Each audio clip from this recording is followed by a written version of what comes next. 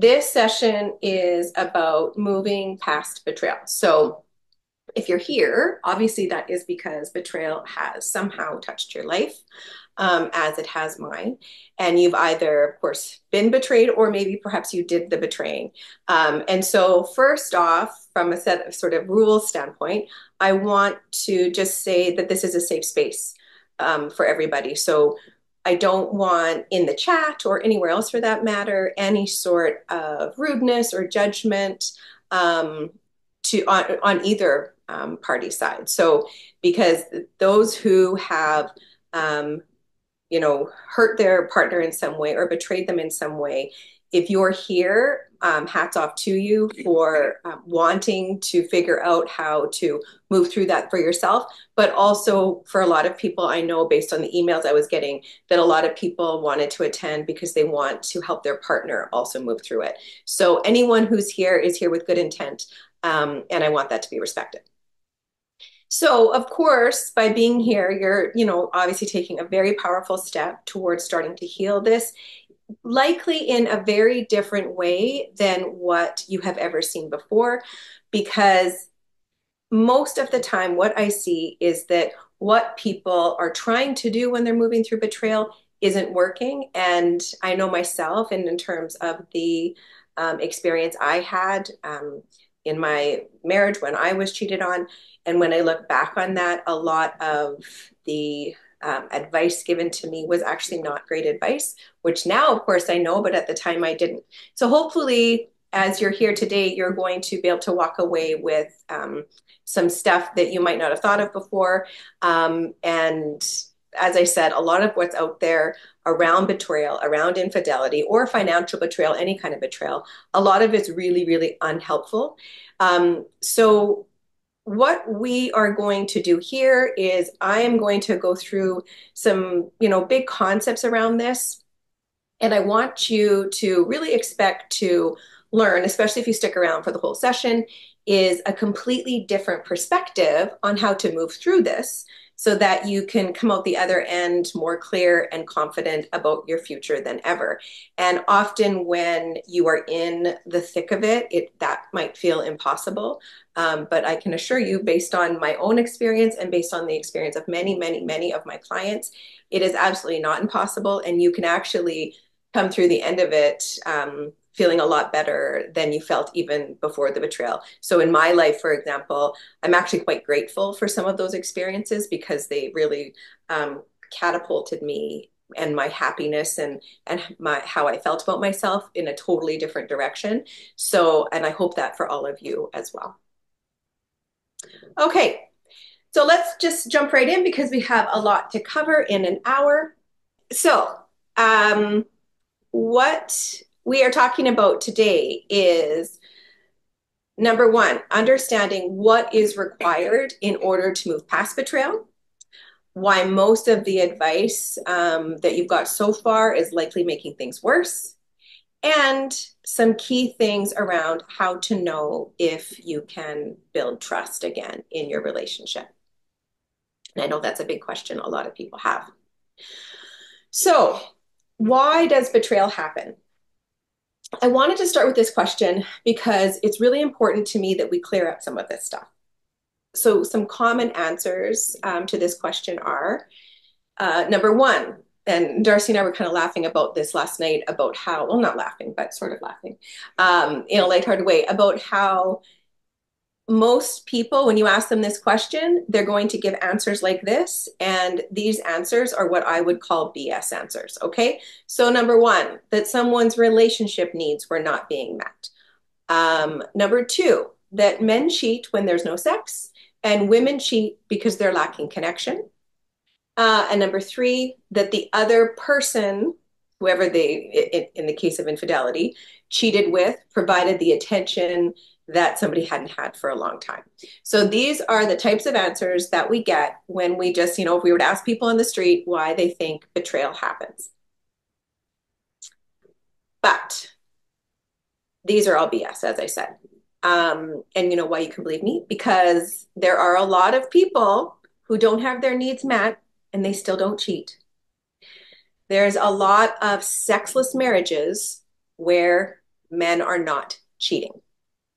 And there's a lot of women who feel very disconnected from their partner and they still don't go out and find that connection elsewhere. And of course, there's a lot of people that, can go out and about, or they can get maybe an inappropriate message from an old friend on Facebook or something. Someone gives them attention, or like I said, sort of slides into their DMs, and they still don't cheat. Okay. So this is a really, really important thing for you to understand, because this is sort of the number one thing, as I said, that people will hear around why cheating happens. And what this does is it removes a sense of accountability around the deeper issues and the root causes of what actually is happening when any sort of betrayal is taking place. And while today, I am talking about betrayal in general, although just for ease, I will refer to infidelity and stuff like that probably more than I talk about the sort of financial betrayals that people experience. But regardless, the same concepts apply. And that is that betrayal really happens for these reasons. Okay. So I want you to understand is that despite what you may have heard, betrayal is not a reflection on the relationship. It's a reflection on the person who did the betraying. Okay. So let's repeat that. Betrayal is not a reflection of the relationship. It is a reflection of the person who did the betraying. When somebody steps into cheating in any way, there is a lack of alignment within them, there is a lack of integrity, and there is a lack of authenticity. So again, this is not a judgment, it's simply a fact, right? Because anytime somebody is doing something that is causing hurt, it comes from a place of dishonesty or hiding, there's a lack of integrity. Anytime someone's doing something that's causing hurt to somebody that they're supposed to be committed to, there's a lack of authenticity happening there. And it's okay if you're the betrayer and you're on this call, it's okay for you to know that and hear that, because without understanding that, it's nearly impossible to move forward and know that it won't happen again. The healing comes when you actually start to open yourself up to the root cause for what's actually going on and start acknowledging and admitting what is happening. And I'm going to bring up another difficult topic here, because I know some of the people on the call today might appreciate it. And that is that this same concept will also apply to people who have a lot of pornography use. Okay. So there's a lack of alignment, there's a lack of integrity, and there's a lack of authenticity anytime we're doing something that we're hiding from our partner. Because when we're doing something that we don't feel good about and we're hiding it, that is rooted in some deep rooted problems. Okay. And the only way those problems are going to be fixed and changed is if we first acknowledge them. Okay. So as I said, betrayal isn't a reflection of the relationship. It's a reflection of the person who cheated. All right. So when you heal the lack of alignment, when you heal a lack of integrity, and when you heal a lack of authenticity, the dishonesty stops. Do you have anything you want to add? Sorry, I'm kind of putting you on the spot here, but I'm just wondering if you want Sure, to. I was going to chime in Yeah. but Yeah.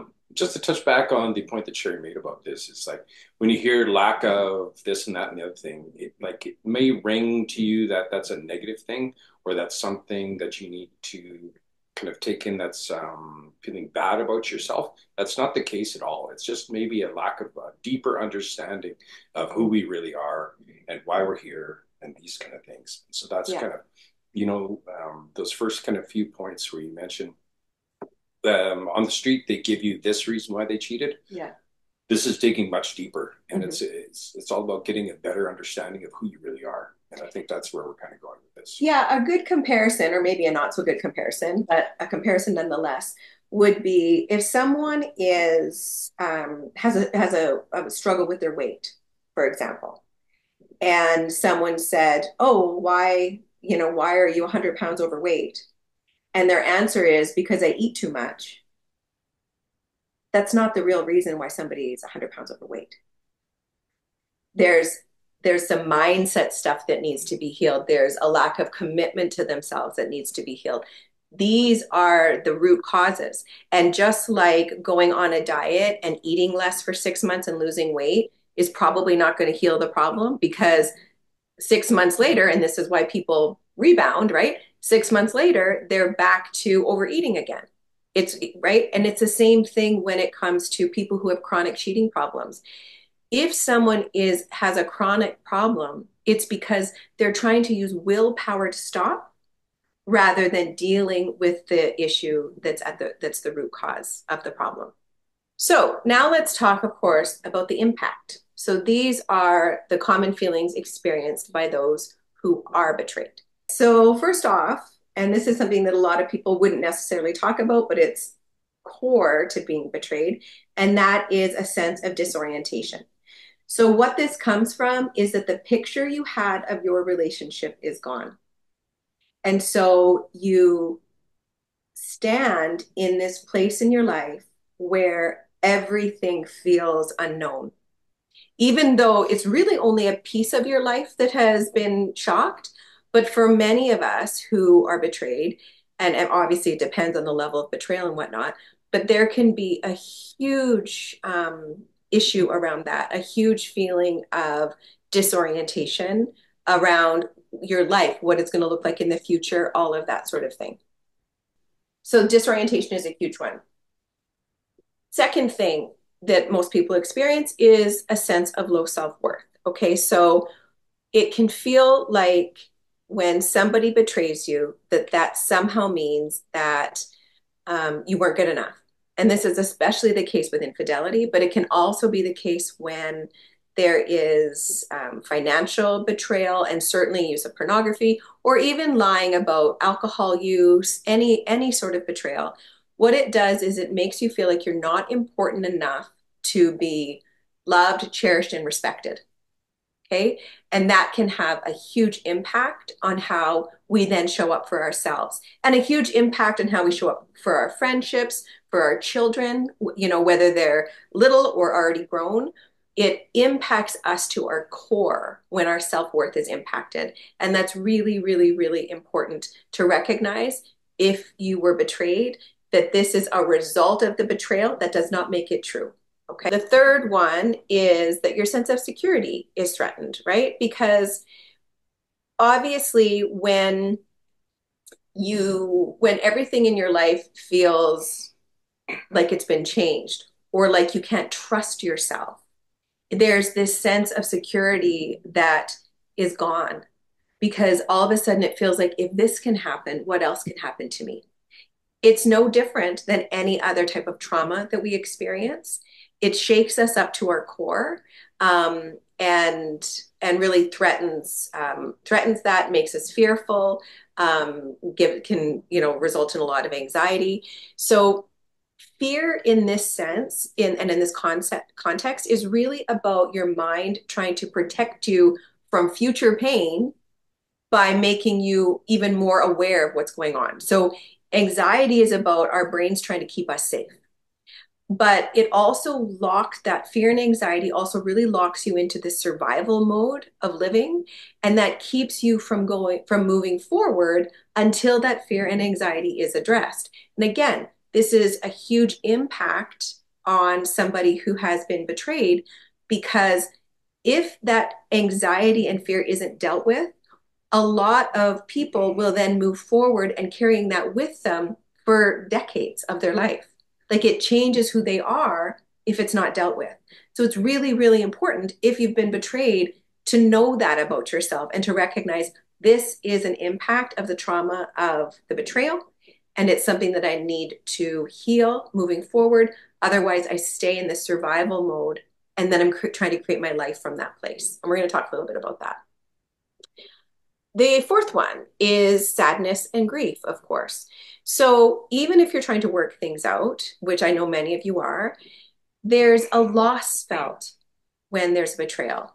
And sadness and grief, of course, is a natural response to that loss.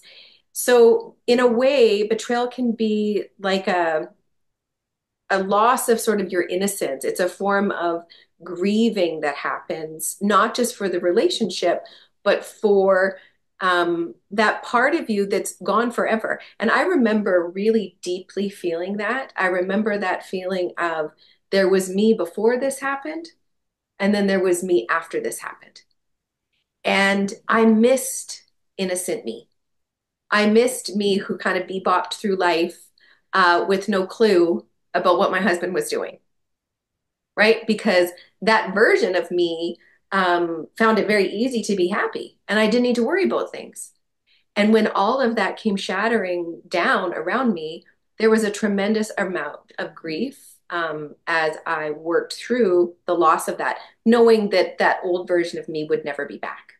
Okay. But that's normal and it's important. Again, important to know about yourself. If you're the betrayer, important to know that your partner is going through that and something that you can even help support people through. And the fifth thing that happens when, in terms of how people feel, the impact of a betrayal, of course, is the anger and resentment. Now, anger, is a huge emotion that arises in it. And a lot of people will take all of the emotions and wrap them up in anger. But anger is really an energy of self protection. So when you feel anger after betrayal, it's kind of your nervous system's way of creating a boundary, a way of saying, like, this was not okay with me. This isn't fair. This is unjust. And it's a very natural reaction to something that's occurred. And it's, definitely out of alignment. And it's a signal, of course, that a boundary has been crossed and violated. Um, but one of the ways that we can sort of reframe that anger is to look at it in the sense that it's us needing to feel safe and respected and holding that value. And often we will focus way more on the anger than we focus on our desire to feel safe and respected. But really, the desire to feel safe and respected is what's going to take us much further into the future than the focus on the anger. And so that's a really important thing to remember. So essentially, betrayal throws the betrayed into survival mode, right? So you're disoriented, you've got a low self-worth, you're living in fear, lots of anxiety, there's sadness and grief, there's anger and resentment. So now here you are stuck in survival mode. And one thing to remember is that when a betrayer is caught, they also are thrown into survival mode. Okay. So someone who did the betraying, and if you're in an intact relationship and then all of a sudden you've been caught, there's a ton, again, there's the disorientation, but the disorientation is slightly different because you too, as a betrayer, are questioning and worried about the relationship, feeling probably most of the time quite a bit of shame around being caught, all of that kind of stuff. And in fact, for the betrayer, sometimes it can actually be worse because on top of feeling all of these things, they're also not getting support from anyone. And it's really easy to not give somebody who cheated or lied or whatever, or has some sort of an issue in some way, to not give them much grace. But I can assure you that more grace actually helps the situation. It's not about letting people get away with things. It's about recognizing the humanity and the intent to move forward towards healing that's going to help you more than anything, but will also help your partner, especially if the two of you are trying to move through things together. Okay, so then looking at how do we move past this? So we figured out what this looks like, but how do we move past it? And I guess before we get into that, I did not really introduce myself. So I know lots of people on here know me, but there's lots of new names as well. So I'm Shari Kubinec. I'm a relationship and confidence coach. This is my wonderful husband, Darcy, and he also does a lot of work in this area. So I want to point out, and this is actually a good time to do this, that I did not develop my coaching, using a bunch of theory. So, I for a large part, I think that that's why the work that I've done has been so popular and why the people who work with me have such great success. I mean, I've got two master's degrees, I've got lots of certifications, I'm a certified coach, Colby, a whole bunch of things. And I'm working on my doctorate right now, as is Darcy.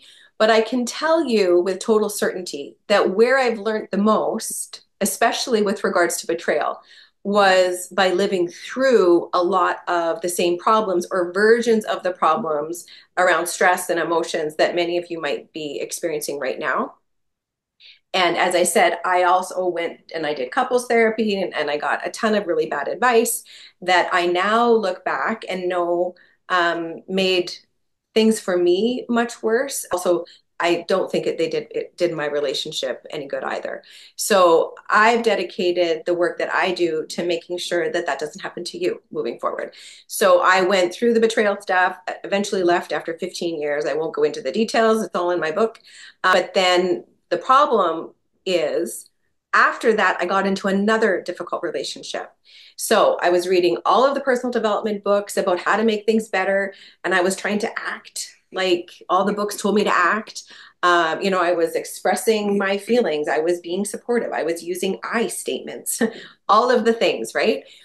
But of course, learning what to do and learning how to act didn't really help me because as soon as there was another trigger for me or my partner, everything went back to the old way of being, right? So, what I'm sharing with you here and what I, try to share with women every day is the stuff that I did that finally did work. So this is what helped me go from, crying every day, being stressed out all the time, dealing with regular conflict, dealing with cheating, all of that kind of stuff, to really stepping into a version of myself who's able to be happy, very much at peace, very excited about my future, and really kind of thriving on all the different levels, all the ways that that old version of me didn't even exist. So if you are dealing with betrayal and you're here, then I can tell you right now, and I want you to know that you're ready. And I know that because you're here. So by being here, you've done something already in terms of committing to yourself to kind of get started and moving through this in a different way. So for the next little bit, all I really want from you is just to open your mind up to seeing things a bit differently, to some new ideas, and just kind of give yourself this gift of time. Get rid of the distractions, your phone, all of that kind of stuff, and open yourself up to the fact that what you might think you know around betrayal and what to do next. And if it hasn't worked, maybe some of this other stuff that sounds a little bit different will work. Okay.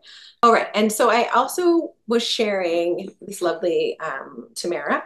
So she is a past client. I wanted to share this because, so she says, I reached out to Shari because my hubby and I were having issues with crossing boundaries and communication. So some levels of betrayal. I felt at a loss. I'd been married for 34 years, wasn't sure if it was over or if it was fixable. I learned so much about working on myself and taking care of myself.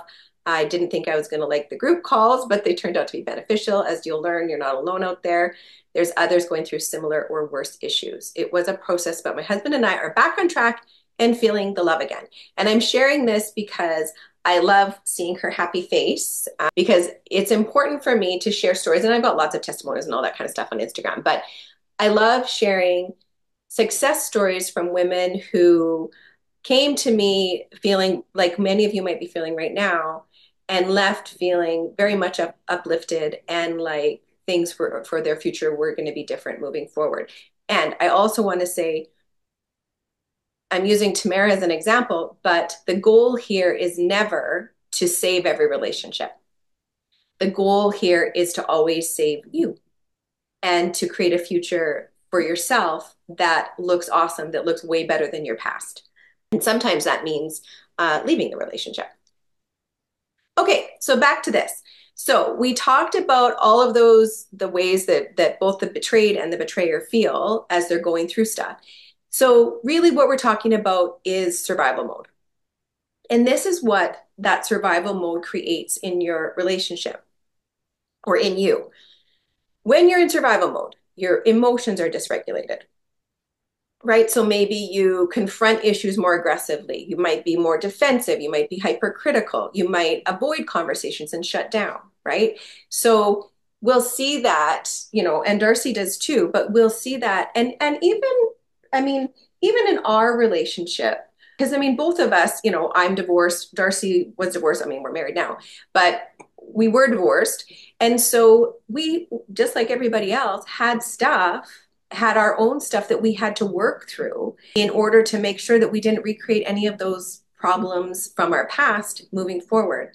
And so, one of the ways that we are very intently doing that all of the time is checking in when our emotions get dysregulated. And I would say I probably do that or have more dysregulated emotions than you do. I'm very regulated. You are very regulated. Yeah, you're excellent that way. But your stuff might be more around shutting down. Yeah, I think that, excuse me, that might be a typical man kind of thing to do is like Mhm. shut down versus getting more talkative about the situations. True. One of the things that we're typically guilty of is not understanding our emotions and being very communicative about it. Mhm. And that's a thing that I've been working on for years and years. And it's just one of those pieces of the puzzle to make sure that you are growing, you're getting better at talking about what's going on inside of you in order to have that good relationship with your spouse. Mhm. And so, but when you're in survival mode, that's really hard, right? So whether your dysregulated emotions means I freak out and yell or want to talk until 3 a.m.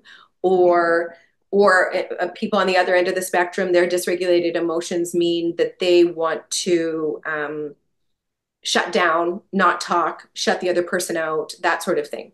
Either way, survival mode creates that, and that hurts your relationship, right? Another thing, when you're in survival mode, you've got increased stress hormones. So, elevated cortisol, a lot of adrenaline's running through you. You've got a really narrow focus when you're there, right? So, any new ideas, any solutions, opportunities, all of that kind of stuff, that's really hard to see when you're looking at yourself, your life, certainly your spouse or your relationship through that narrow lens of hurt and disorientation. As well, there's of course emotional exhaustion that occurs, especially when you're in the midst or the early stages after a betrayal. But it's really feeling tired and stressed out and sad and resentful.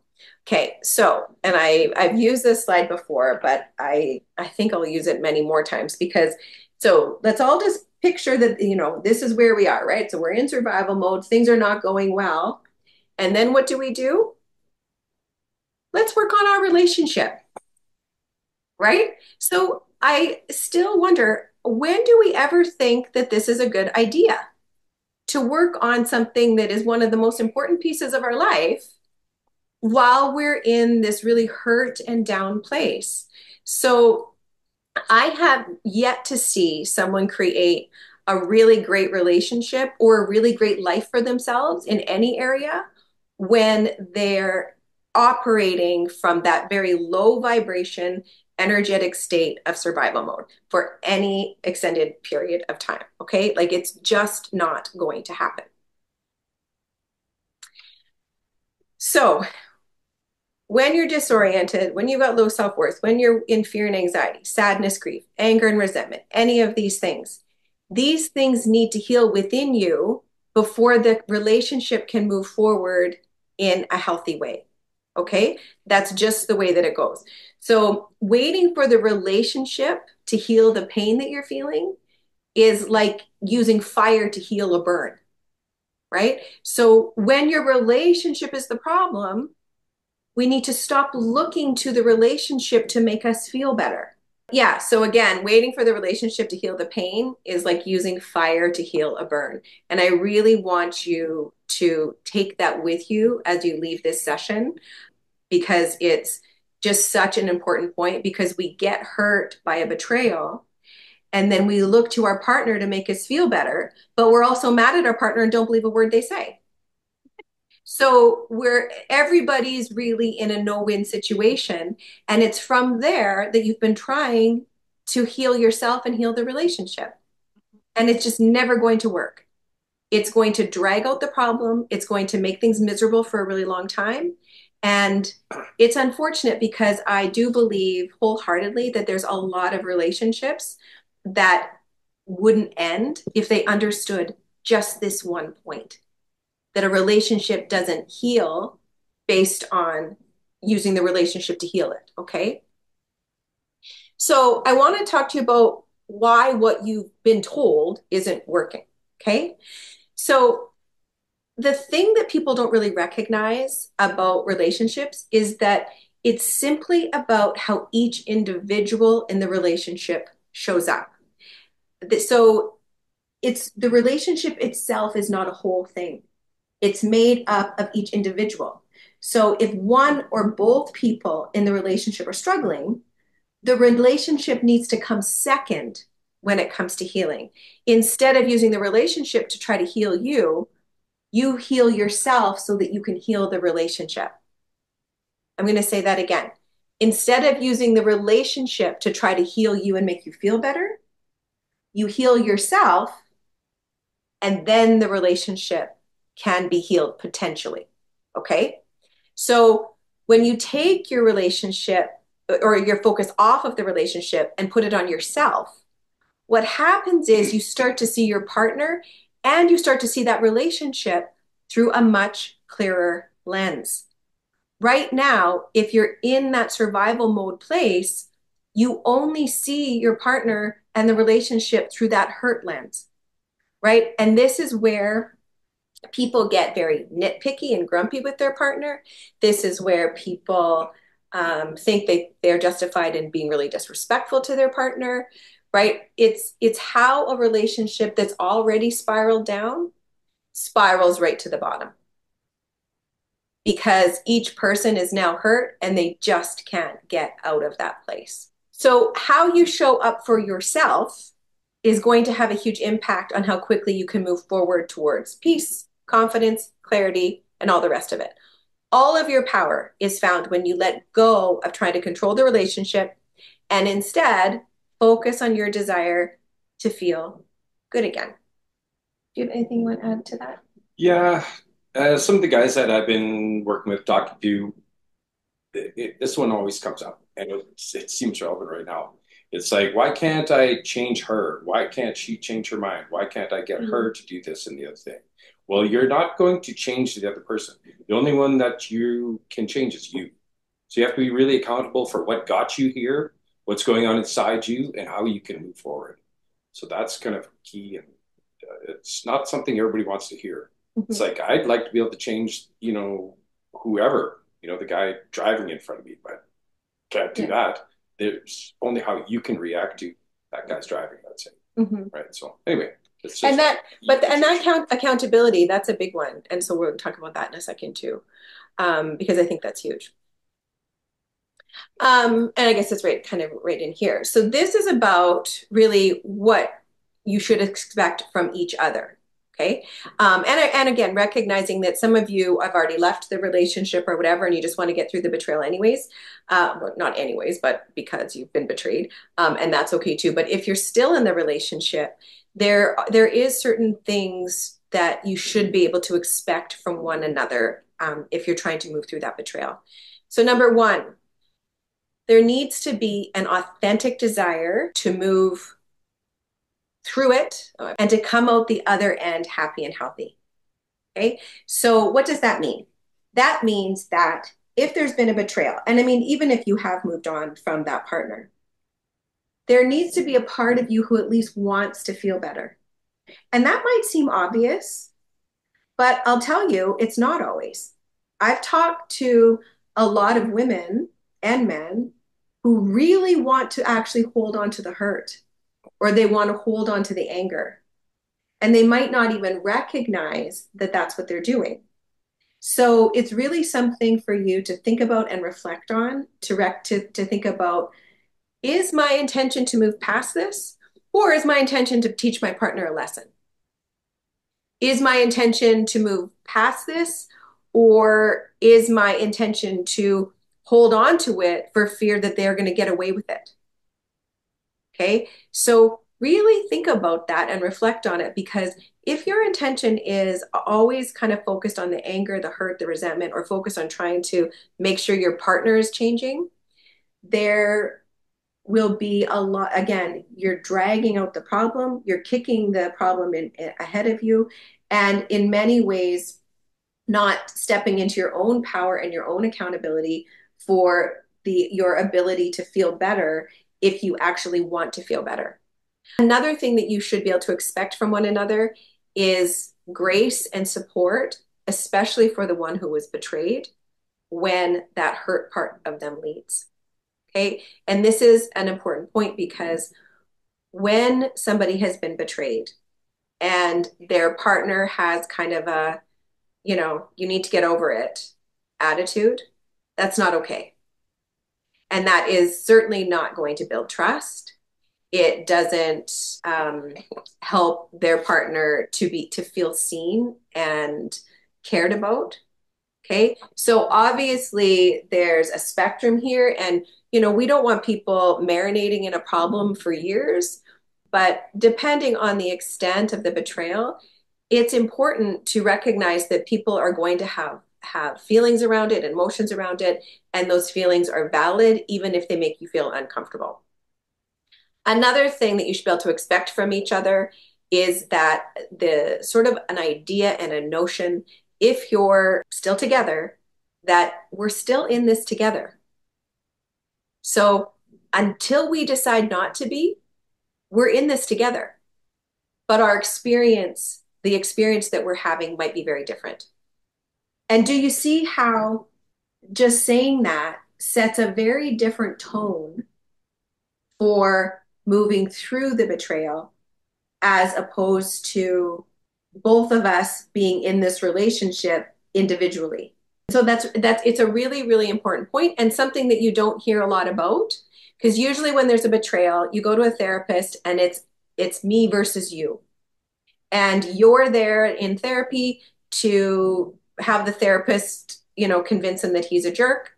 And I mean, I'm making an assumption here that it was the him that cheated, but obviously lots of women cheat too. But right, so you're like, let's make sure that the therapist knows that you're in the wrong. And he's there hoping the therapist can convince you that you're acting crazy, right? And the therapist, of course, is not there for any of those reasons. Okay. And so this is a really important point, is that idea that we are not against each other. We are in this together, even though we're experiencing it in different ways. And you need to repeat that to yourself until you decide to leave. Because if you're there, then you're there to heal, not to make things worse for anybody. And this is what you should not expect from each other. Okay. So we don't ever expect a forgive and forget, or just sort of a let it go kind of attitude, no matter what the betrayal is no matter where it lands on the spectrum. You should not expect that somebody would stay just for the kids or just for any other reasons, kids, money, any of those sorts of things. Kids raised in a home filled with chronic dishonesty and dysfunctional, upset parents are generally not better off than those who are raised in a home with happy parents, even if that home or that initial family is not still intact. You should not be expected to tolerate chronic sort of cheating, apologizing, cheating again kind of cycle. That's not forgiveness, it's self-sabotage. Okay, so don't get the two of those things mixed up. So when we talk about the whole, well, people need to forgive. Yes, they need to forgive. We always want to forgive somebody else for ourselves. But forgiveness does not necessarily mean tolerating that cycle over and over again. You're just sabotaging your own precious life. We don't want, or we shouldn't expect blame from the betrayer. So that goes back to the original, ideas around, well, I cheated on you because you weren't meeting my needs, right? Full accountability for how you show up is the only way to move forward after a betrayal. Yeah, and like I can't even emphasize the word full enough. Like it's 100% accountability for what's going on, and Mhm. that's you. This is what I did. This is why I did it, and the why is more of a deep dive, though. If you did it and you don't know why, then we're gonna have to do some work to figure that out. Mhm. And that's a key piece that will keep happening throughout your life. Even like if you leave this relationship, you're going to take it to the next one. You're going to take it maybe to work, a relationship with your kids, all these kind of things. So the why is like a big deal. I have a question for you. Oh, Why do you think that you're so good at that? what the why? About taking full accountability. Oh, well, I learned this lesson a long time ago. So, like you, I've done lots of studying, I've done lots of personal growth, and one of the key lessons that I learned, years and years ago was that idea. You're responsible for everything that you do, every situation that you're in. You're writing your own story, Hmm. right? So there's no co-author here. It's you. And if you don't understand who you are, what drives you, what's going on in the past to make you who you are, then you are you are kind of to blame for everything that happens in your life. I don't like to use Hmm. the word blame. Accountability is the key Accountability of word. how you have the power over it. But yeah, you have the power over writing that future story. The next chapter in your life, the story you're going to tell yourself today, tomorrow, the next day, you have the power over that. So, with regards to some of the stuff that has even gone on with your spouse, um, you can choose to decide how to feel about that. And you can either feel bitter and resentful, and this is not going to go to a happy place, or you can say, hey, this is important to me. I need to do a deep dive into who I am to, move this forward to a place that I want to be at. I get to create my own life. So Hmm. I'll leave it at that. One of the things, I think that that's a great answer. One of the things that I think is important around this one is when people take full accountability, what that is really about is not protecting themselves or fearing what somebody else is going to think, right? And there is a lot of we in relationships by design, we talk a lot, I think it's module 6, about masculine and feminine energy. It's one of my favorite modules. And accountability is very masculine and very sexy. Oh, all right. And I'll tell you that for any of the guys that are on here, when you can stand up and take accountability for what you've done without that sense of, I can't possibly be wrong. I have to protect myself from you. I have to protect myself from being seen as wrong or imperfect. There's so much power in that. And what that actually does is, especially for men, it makes them seem so much stronger. There's so much healthiness around there, around that. And it makes you feel like a leader and like somebody that your partner can be really safe with. So that's a really important thing when you can admit when you've made a mistake or done something wrong and take full accountability of it without blaming. There's a lot of very healthy masculine energy wrapped up in that. I'm going to chime in here one more time too, and I think a big piece of that is understanding what the actual truth of the matter is, accepting it, acknowledging it, and get rid of these defense mechanisms that are Mm-hmm. kind of built into you. But just embrace the truth of the situation. Maybe you're the one that screwed up and say, hey, I screwed up. Own it and say, hey, you're very important to me. I want to move forward in this direction, and this is what I want my life to be, Mm-hmm. and go from there. Without getting to the real truth of the matter, though, you're not going to go anywhere. Mm-hmm. So, Yeah. I'm just sitting here thinking about 3 months into, I won't get into the details, but about 3 months into our relationship, Darcy pissed me off. And and when the way that he dealt with that and took total accountability for it, I would say is a huge reason why we are together today. I was never so impressed with a human being in my life. It is when that accountability isn't there, it removes hope. It makes the person who's on the other side of it feel like if you won't even acknowledge what you've done wrong or how it's impacting me, how can I ever feel like or be trusting that it's not going to keep happening again? but at the same time, though, just to Mm-hmm. touch on this, you can move forward and have a great life regardless of them. Okay. So you be accountable for where you're at. Mm-hmm. Worry about that. Okay. That's the most important piece that we're trying to tell you. Yeah. Another thing that you should not expect from each other is this sort of black and white mindset or emotional shutdown. Okay. So that's really important because as you're moving through betrayal, there's going to be, as those lenses start to heal, there's going to be different viewpoints around things. And so there can't be this, well, if you're the person who did the betraying, you can't be like, well, you never trust me again, right? If that's what you believe, that's what you're going to create. The same thing is on the other side. If you're the one who was betrayed and right from the start, you're saying, I can never trust you, then it's really difficult for anybody to move forward from there. So that really black and white thinking makes it very, very difficult. The only way to rebuild trust is to accept that it's broken, right? That is huge. There needs to be some acceptance there on both people's part. It's looking at the reality of where things are at right now. It's broken, and the idea that to first heal your ability to trust yourself is the main goal. When you can trust yourself, your ability to discern the truth is much stronger. What that does is it removes the anxiety and fear that you're carrying with you from the betrayal, right? So again, healing the relationship doesn't start with healing the relationship. It starts with healing yourself and your ability to trust yourself. And knowing, and again, this gets into, the stuff that we talk a lot about around trusting the universe and tuning into your intuition and getting really good and practiced at that. Truth is revealed when you're open to it.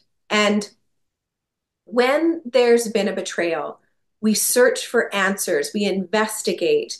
Often we get to a point where we're trying to control our partner because we're so worried that we're going to get hurt again. But when you accept that rebuilding trust takes time and it starts with you, it removes that pressure to try to keep controlling what they're doing. Okay. And when you can trust yourself as well, what happens is you recognize that, first of all, if anything's going to happen again, you're going to know and you'll deal with it when it does. And you trust that you'll know what to do. Very different energy than searching for this control. If all of my happiness is wrapped up in having to in controlling someone, I'm never going to be happy. When I put my happiness in trusting my own ability and trusting that I'll know what to do if there's a betrayal, then what somebody else does is a them thing. And energetically, what that does in a relationship is it makes the other person, it makes your partner have to face themselves, right? So they can no longer blame you or put the focus on you. Oh, he's being such a jerk or she's being awful. Yeah, and it's all about that. All of their problems are deflected in their mind on you. When you remove that and you go, hey, it's a you thing, all of a sudden it's like, oh, it is? Right? It completely shifts the energy. And it's from there you're going to see whether or not your partner really wants to heal, whether or not there's any real authenticity there. The irony around all of this is when you show up with that energy of, I just have to trust myself and be authentic myself, you're actually much more likely to have a very, very trustworthy partner. Okay? You get what you put out. And I can say that because I was cheated on for years.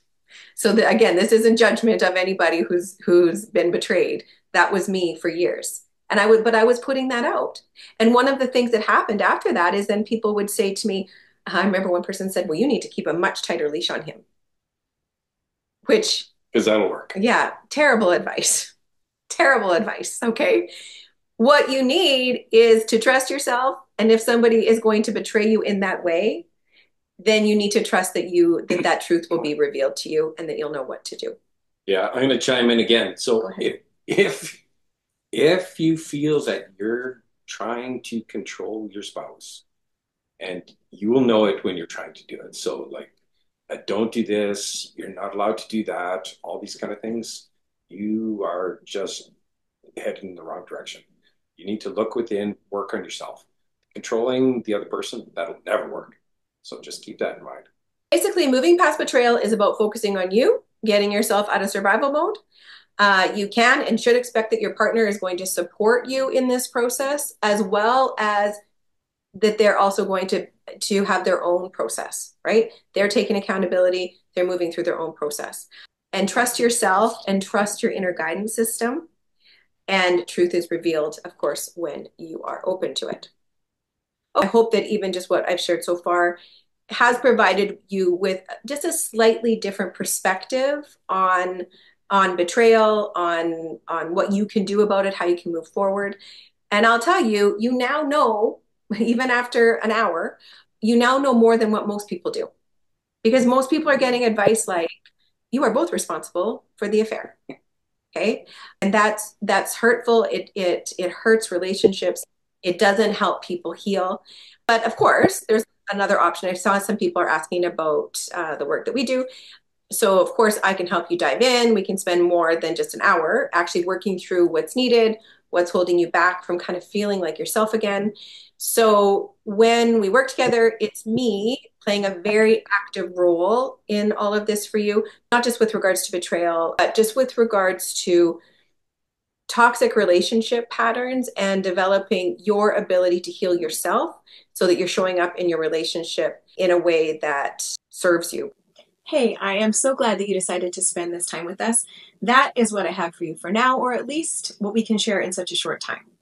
I hope you got something really powerful from it, something that provides a new perspective, maybe a bit of hope that things can feel better for you, or that there's a possibility that maybe, just maybe, the past version of your relationship doesn't have to equal the future. If so, our time here has been well spent. And I will say this. After working with women, men, and couples for years now, and through my Relationships by Design community, I have been told hundreds of times that working with me even more deeply has a profound effect on your ability to not only figure out a current relationship, if that's what you choose to do, but create a future relationship that you actually look forward to being a part of. If you'd like to explore how we could work together more closely, you'll see a button on this page or in the notes or comments section, depending on where you're watching or listening. Grab a time that works for you, and either me or one of my team will get all your questions answered. Relationships can be either a field of wildflowers or an active minefield. They either make your days so much better or so much worse. And my hope for you is that with this one precious life of yours, you make designing and creating a happy relationship a priority. That ability, after all, is the secret to all of life's greatest happiness. And I will talk to you soon.